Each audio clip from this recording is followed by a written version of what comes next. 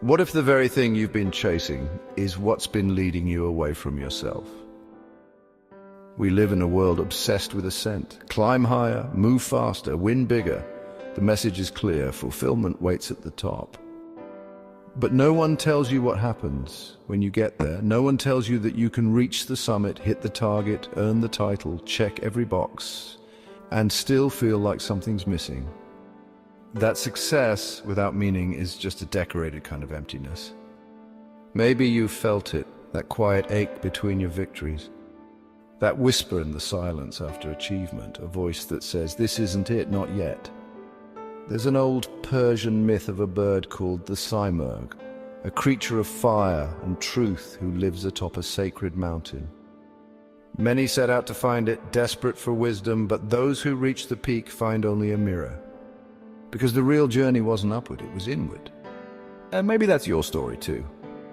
Carl Jung once said, "People will do anything, no matter how absurd, to avoid facing their own soul."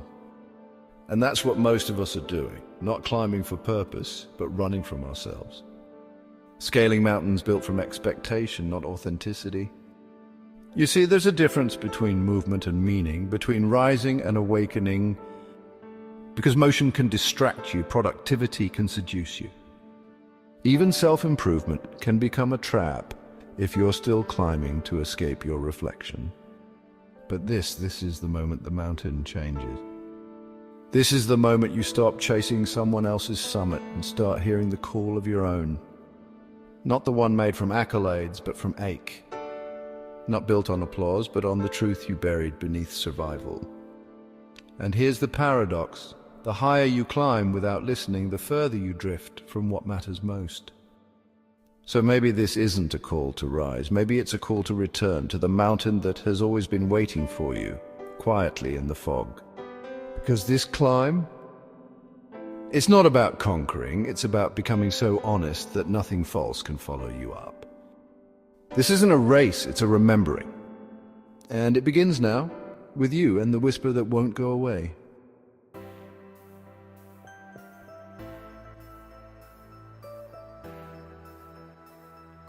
Maybe you've started again. Maybe you felt the whisper and chose not to ignore it this time. There's fire in your chest now, not ambition but alignment. And knowing that this path, the one no one can see, is yours. And it begins like all great climbs with quiet resolve. The trail feels different, it's less crowded, quieter. You're not chasing applause anymore. You're not performing your progress. You're moving, not to impress, but to feel. At first it's beautiful. You start releasing what you don't need. The masks, the metrics, the noise. You breathe deeper, you walk slower, and you begin to think, maybe this is it. Maybe this is the real summit, but the mountain isn't done with you yet. You arrive at a plateau. It looks like a peak, feels like one. Others might even cheer from below. Look how far you've come, they say. And for a moment you believe them. You look around, the view is nice, the air is still, but something isn't right. It's too quiet, too easy. And you begin to hear it again, that same whisper from before. But now it's not calling you upward, it's calling you inward. Because the most dangerous part of the journey isn't the steep climb, it's the false arrival. The moment you mistake comfort for truth, the plateau for the peak. Buddhist monks say the first mountain teaches strength, the second teaches surrender. And this second mountain, it doesn't want your hustle, it wants your honesty. It doesn't want your certainty, it wants your shedding. Because there's a storm coming. And it will ask you to give up everything you thought would save you. Your breath catches, the path narrows, the terrain shifts. You begin to feel the truth in your bones. This is where the climb really begins. The part without applause, the part without shortcuts. The part where your feet hurt, your lungs burn, and your past starts whispering doubts. Your hands tremble as they grip stone, the wind cuts sharper. You taste snow in the air, and still you climb, not for victory, not for recognition, but because something deeper is pulling you now, not higher, but deeper into yourself. You're not climbing to arrive anymore. You're climbing to remember who you were before the world told you who to be. And the higher you go, the more you realize you are not alone. You are not the only one who's felt lost on the mountain. And maybe, just maybe, someone else is following your footsteps right now. Not looking for your answers, but listening for your truth. Keep going.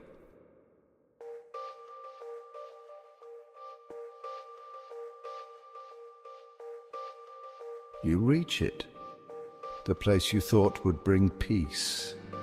You've climbed with discipline, let go of distractions, chosen a quieter path. And now you stand still, high above where you started, expecting something to land inside you, something final. You breathe it in. The sky opens.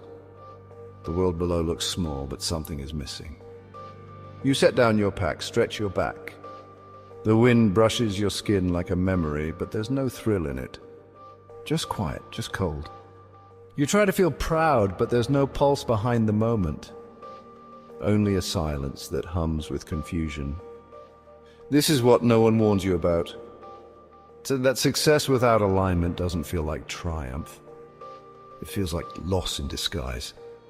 And here, at the edge of what was supposed to be fulfillment, you face the question most people spend their lives avoiding. Why doesn't it feel like enough? You wanted the Simurgh. You found a mirror. You've reached the false summit. The mountaintop that looks like arrival but feels like amnesia. You've come this far, but somehow you feel further from yourself than ever before. It's the illusion of arrival, where the view is stunning but the meaning is gone. You remember Jung's words, the greatest burden a child must bear is the unlived life of the parent. Maybe this summit was someone else's dream. Maybe you were handed a map the world calls success, but your soul never signed off on it. So you look around. The peak is real. But the connection is not. You thought peace waited here. Instead, you feel the whisper again, faint but unmistakable. The same one you heard before the first step. Only now it's not calling you higher, it's calling you deeper. Most people turn back here, or distract themselves with a new goal. They chase the next shiny summit, hoping it will redeem the hollowness of the last one. But you stay. And in the silence, a truth lands that no applause could offer. You were never meant to climb to escape yourself. You were meant to climb to return to yourself. So you pick up your pack, not because you're empty, but because you're ready. This wasn't the end. It was the real beginning.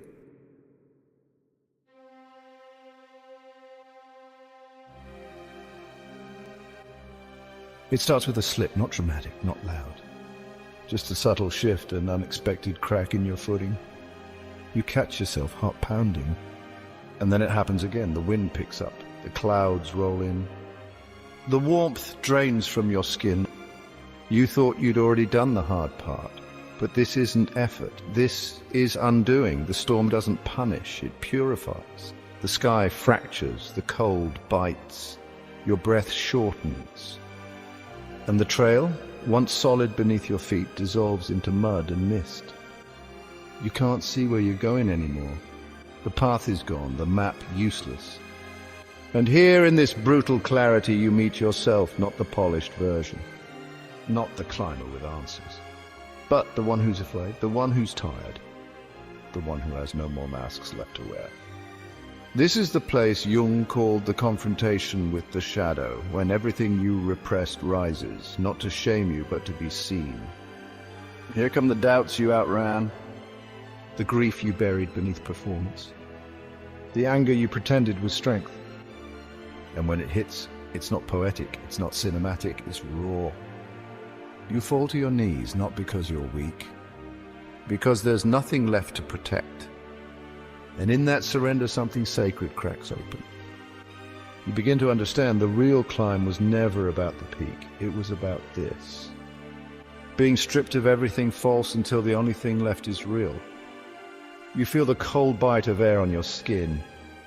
The wind howling like memory. Your lungs ache, your legs tremble, and still you don't collapse. Something steadier than courage keeps you upright. Not willpower, but grace. You remember the bodhisattva, the enlightened one who returns to help others climb. Not because they need recognition, but because they've seen the storm and survived. That's the power now rising in you.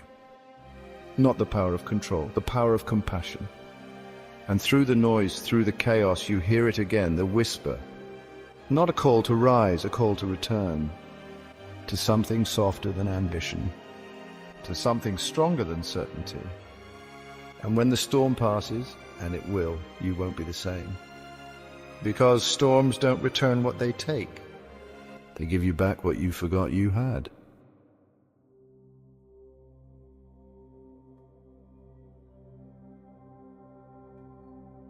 You don't know you've reached it at first. There's no banner. No cheering, no spotlight, just a stillness that doesn't ask for attention and a quiet breath that feels like coming home. Because this summit doesn't feel like triumph, it feels like truth. There's no rush to capture the moment, no need to prove it. The air is thin, but you're breathing deeper than you ever have. You've lost so much to get here, illusions, personas, goals that weren't yours. But what's left is real, and that is more than enough. You remember how it all began, the need to rise, to be seen, to conquer, and then the crash. The storm, the unraveling of every version of yourself that you clung to for survival. All of it burned away, now something quieter speaks.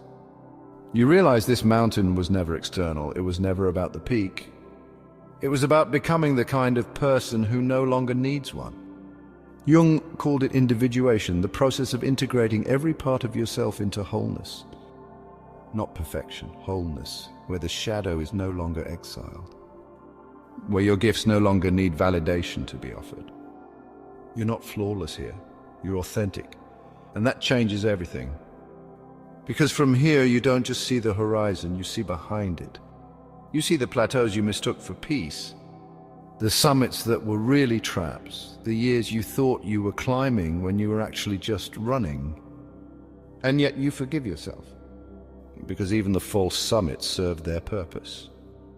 They brought you to the storm, and the storm brought you here. There's a concept in Japanese culture called ikigai, your reason for being. It isn't found in what you achieve.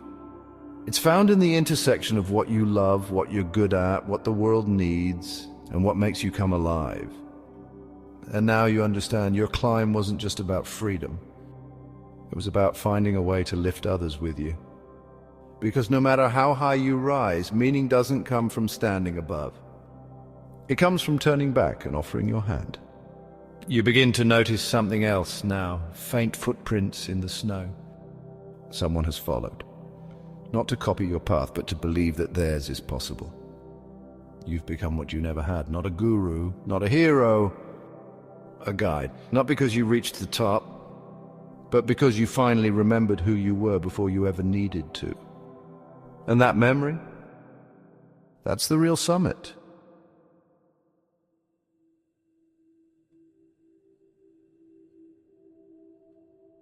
You turn not to look down, but to look back, and what you see isn't distance, it's transformation.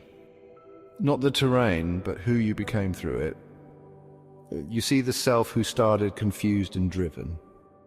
The self who fell, the one who doubted, the one who screamed in the storm. You see all of them. And you love them because they brought you here. And now something unexpected stirs inside you. You don't want to stand alone at the peak. You want to share it. You remember what Tony Robbins said, success without fulfillment is the ultimate failure. And you know now that fulfillment doesn't live at the top. It lives in contribution, in presence. In being the kind of person who walks beside others when their legs start to shake. You recall the Sherpas of the Himalayas, not the ones who race for records, but the ones who rise every morning to help others reach heights they might never touch alone. They don't need the summit to matter. They are the summit for someone else. And maybe that's the quiet miracle no one talks about. That the greatest elevation isn't found in rising above, it's in returning with wisdom. Not to teach, but to walk. You hear the whisper again, the one that started everything. But it's changed now. It's not calling you up. It's calling you in and forward. Toward a life not built on proving, but on becoming.